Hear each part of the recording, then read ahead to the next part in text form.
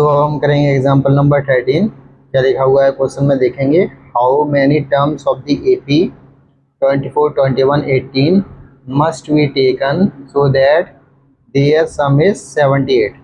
इस क्वेश्चन में बोला गया है कि ये जो एपी है, इस एपी की हम कितनी टर्म्स लें और तो उनका ऐड करने के बाद कितना है, 78 है। मतलब कुल मिला के आपको ये क्वेश्चन ऐसे कहना चाह रहा है 24 प्लस 21 प्लस 18, ठीक है।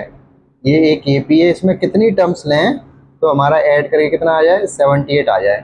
मतलब कुल मिला के इसको मैं ऐसे भी बोल सकता हूँ, S N equal to 78।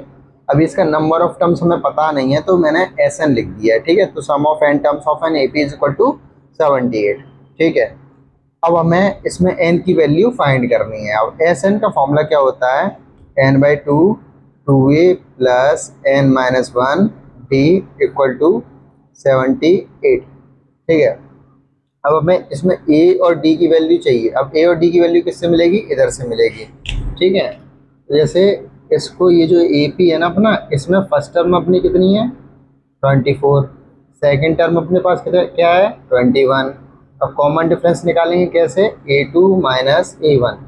A two की वैल्यू 21 माइनस 24, तो माइनस करेंगे तो -3 आ जाएगा। तो डी की वैल्यू कितनी आ गई अपने पास, -3। और फर्स्ट टर्म अपने पास कितनी है 24, ठीक है। तो एन को तो एन ही लिखा रहने देंगे, एन बाई टू हो गया 2a, ए की वैल्यू मतलब first term 24 plus n minus one, d की वैल्यू -3, ठीक है, इक्वल टू 78। तो एन अपॉन, अब ये 2 है इसको उधर भेज देंगे उस साइड तो बढ़िया रहेगा। 24 टू या 48 और इसके इसमें मल्टीप्लाई कर दो तो -3n minus minus plus 3 one जा 3, ठीक है। और ये जो नीचे 2 था ना, जो इसके नीचे नहीं लिखा, वो मैंने इस साइड भेज दिया है, ठीक है। अब आगे सॉल्व करेंगे, 2 8 जा 16, 2 7 जा 14, 1 15 आ गया। अब यहाँ देखते हैं n 48 plus minus minus 3n plus 3, ठीक है। और सॉल्व करेंगे इसको, n 48 plus 3 51 minus 3n equal to 156। अब इसका इसमें मल्टीप्लाई कर देंगे तो 51n minus 3n square equal to 156, ठीक है। 51n माइनस 3n स्क्वायर, ये प्लस का इधर ले लो, माइनस 156 इक्वल टू 0 हो गया। अब इसको घुमा के लिखेंगे तो -3n square plus 51n minus 156 equal to 0। अब इस पूरे में से मैं माइनस अगर कॉमन ले लूँगा तो 3n स्क्वायर, ये प्लस की जगह क्या हो जाएगा, माइनस हो जाएगा, और ये माइनस की जगह क्या हो जाएगा, प्लस हो जाएगा, इक्वल टू 0, ठीक है। अब क्या रह जाएगा, 3n square minus 51n plus 156 equal to 0। ये माइनस इधर भेज दिया तो माइनस भी 0 में कन्वर्ट हो गया। इतना आपको समझ में आ गया। अब ये जो क्वाड्रेटिक इक्वेशन बनी है, ठीक है, तो इसमें 3 कॉमन लेके कुछ हो सकता है क्या, हाँ इसमें भी 3 कॉमन ले लेते हैं। 3 कॉमन ले लिया तो n square minus 17n plus 3 5 जा 15, 3 2 जा 6 इक्वल टू 0, ठीक है। अब 3 को साइड भेज देंगे तो n square minus 17n plus 52 equal to 3 इधर आ जाएगा तो 0.3 हो जाएगा, तो उसको क्या हो जाएगा, 0 हो जाएगा। तो हमें ये क्वाड्रेटिक इक्वेशन मिल गई है। क्या मिल गई, n square minus 17n plus 52 equal to 0। अब हमें इस क्वाड्रेटिक इक्वेशन को क्या करना है, सॉल्व करना है। अब इस क्वाड्रेटिक इक्वेशन को सॉल्व करेंगे तो कैसे सॉल्व करेंगे, अब यहाँ माइनस का 17 है तो प्लस करने पर कितना आना चाहिए, माइनस का 17 आना चाहिए, और यहाँ 52 है और यहाँ 1 है तो 52 बन जाए 52 होना चाहिए।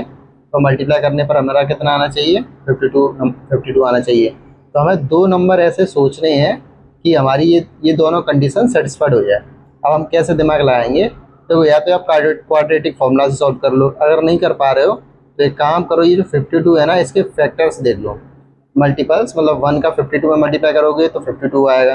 दूसरा ऑप्शन 2 इंटू 26 करोगे तो भी 52 आएगा।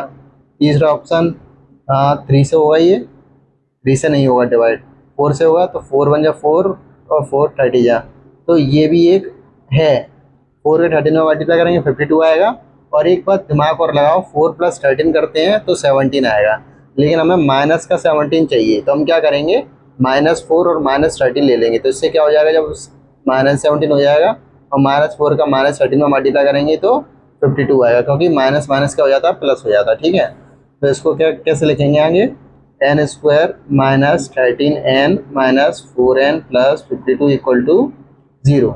अब इसमें से क्या n कॉमन ले लेंगे तो n -13, इसमें से क्या कॉमन लेंगे 4, माइनस तो जैसे लिखा था वैसे नोट कर दिया, 4 कॉमन ले लिया तो n माइनस प्लस माइनस 4 का 52 में डिवाइड देंगे 13 आएगा इक्वल टू 0।